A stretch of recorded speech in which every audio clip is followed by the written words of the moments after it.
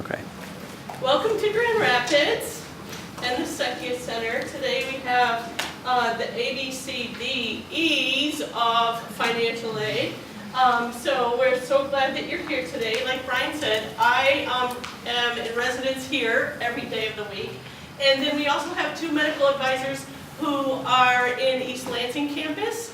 And we're all willing to serve you at any point, whether it's today or once you matriculate. At any time, you can see any of us that you care to. Am I moving too much for you? Okay. So this is our contact information. You can see our names are there. Also, email is a good way to communicate with us, especially in the summer. The phone volumes really increase.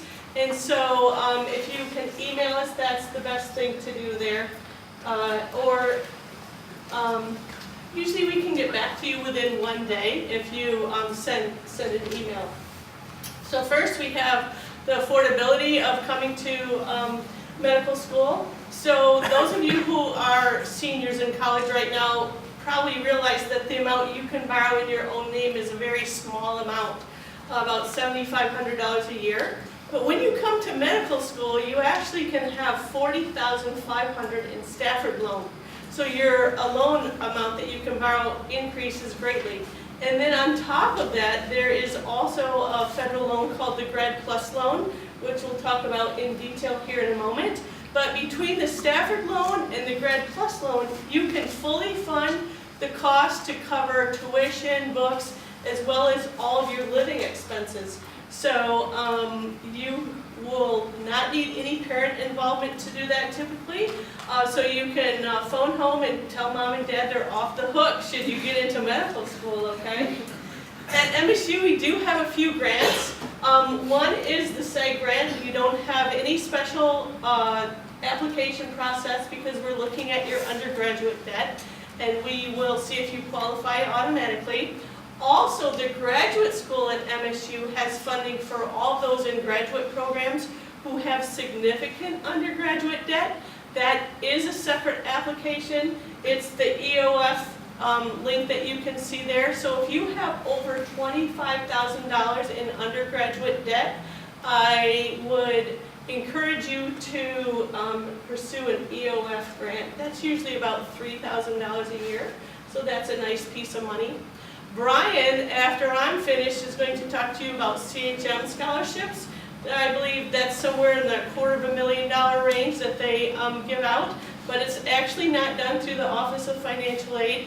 Basically, we are doing the loans and then those grants for the university. You can see here the tuition costs, both in and out of state. That's a per semester cost. You're actually going to be enrolled at MSU if you matriculate here. Once you start, there are no semester breaks. So every semester you will be a part-time student, or sorry, a full-time student, except for one semester you will be part-time, including summers. So you do get some respite time in there, but you are technically enrolled all of those semesters and paying tuition. The living allowance amount is set by federal law. $2,048. Now I'm sure some of you are like, what would I do with $2,000 a month? And others of you are going to have to pay down some credit card debt, get yourself out of debt so you could actually afford the $2,000 a month. If you had children, we can do budget increases for that. But that's pretty much about the only thing that we would be able to increase the budget for. So we do encourage you to have a roommate and live as conservatively as possible because that $2,000 a month needs to cover all of your living expenses. We do allow a one-time increase for a computer. So if you were to come and buy a computer, we can reimburse you, again through loan, for that up to $2,000, or at any point during your med school enrollment, one time you can have the computer reimbursement. For those of you who have children, not only can you have a potential budget increase depending on family income, you could also have an increase should you need child care or daycare. So that is something that you would see one of the medical advisors about, as well as the university has a child care grant you could apply for, and you can see the link there for that as well. So, how to obtain this money that I said you could have access to? You have to complete a FAFSA. It's required by law. I know many of you have done this before. If you haven't, you would need to start putting this on your calendar. You can do it anytime after the first of the year. You can send it to any of the medical schools you're looking at, so it's a one and done sort of thing. You just put down the school code for each school. And if you would like, for MSU, you could put parent data on the FAFSA. It's not required. Other medical schools may require this information for their institutional monies. We do not. I would suggest if you came from a family of 4 and your total combined family income is under $50,000, I would encourage you to put parent data on there for us, because that can come into play for some other monies, but again, it's not required to put parent data there. So the loans like we talked about are the Stafford loans, $40,500 every 2 semesters. And then during your lifetime of borrowing, you can borrow $224,000 in Stafford loan. So those of you who have done undergraduate or have another graduate degree, this is called the aggregate amount. Once you reach $224,000, then you have to transition into the Grad Plus loan. And you can see there the interest rate is just a bit more for Grad Plus. They do vary every year now, because in 2013, the undergraduate population created such a roar across the nation that the people in Washington actually took action, which is amazing. And what they did is they decided that they would come up with a new paradigm where each year the interest rate would reset, and then for any monies borrowed during that year, they would be constant at that amount, but then resetting every July 1st. So you can see the rates there for this school year. And who knows what the future will hold. There is a cap, so it's not going to go over 9.5%, 10.5% depending on the loan, but it is going to be based on what's going on in the world out there. For that Grad Plus loan, which for those of you who are out of state, if you don't have your money in the bank, so to speak, you'll need the Grad Plus loan to fill the gap. And your in-state students will too, but not as much. That does require a credit check. So the first $40,500 in Stafford, you just fill out the FAFSA, you're good to go. The Grad Plus credit check, they want to make sure that you've paid your bills on time. So if you have no credit history, this is good. You're still fine. They don't look at credit score, debt to income, any of that. So just keep paying your bills on time, you'll be just fine. If you have credit issues, you can get a cosigner for that loan. Yes, sir? Does the interest rate start like the year you take the loan, or does it begin after you graduate? It starts when you take the loan on all these loans. So there used to be some loans, the Stafford loan used to have a loan that didn't accrue interest while you're in school, but the same people in Washington that changed the interest rates also decided that they were going to eliminate that to help balance the budget. Great question. So all these have accruing interest while you're in school. There are a couple loans for disadvantaged students that do not have accruing interest. They require the parent data.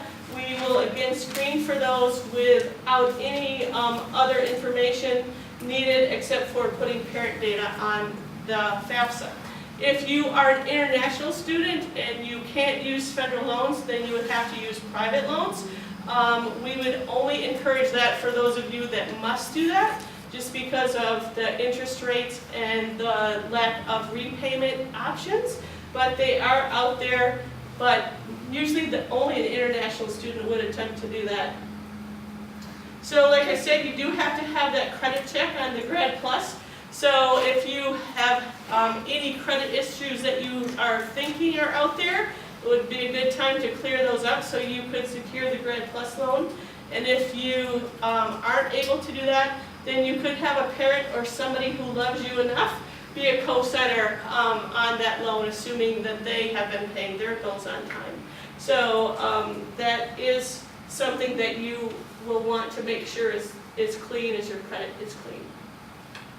Last year's graduating class had average debt of $235,000. That includes both in and out-of-state students. The in-state students were some $15,000 underneath that amount, and the out-of-state students were around $300,000 for their average debt. So because the tuition costs are so high, which by the way, we have no control over, the Board of Trustees sets that. So unless you can get on the Board of Trustees, that's pretty much probably where it's going to be based on historical data. They just go in and do what they will. The good thing is that if you were to borrow, say, that $200,000 that it would take for an in-state student to pay their tuition and most of their expenses, there are many repayment plans right now. So in Washington, we can hardly keep up with what they are doing and changing and proposing. But as I stand here today, the good news is that the latest paradigm is income-based repayment. So no matter how much you borrow, you will always be able to afford your debt because your repayment will be based on your income.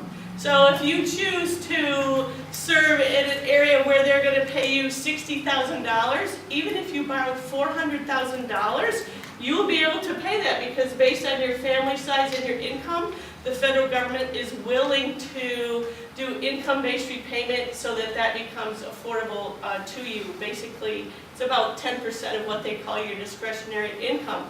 So that is a very nice place to be, and the world seems to be pushing in that direction. I would not be surprised in 5 years that becomes what is the typical repayment for everybody in the nation. Also though, you can do income-based repayment with public service loan forgiveness. So right now there's a program, if you work for a nonprofit, a 501c3, so that would be Michigan State, Van Andel, the Boy Scouts, anybody that's 501c3, you can have loan forgiveness. Right now there's no cap on that. There's some talk that that could happen, but who knows.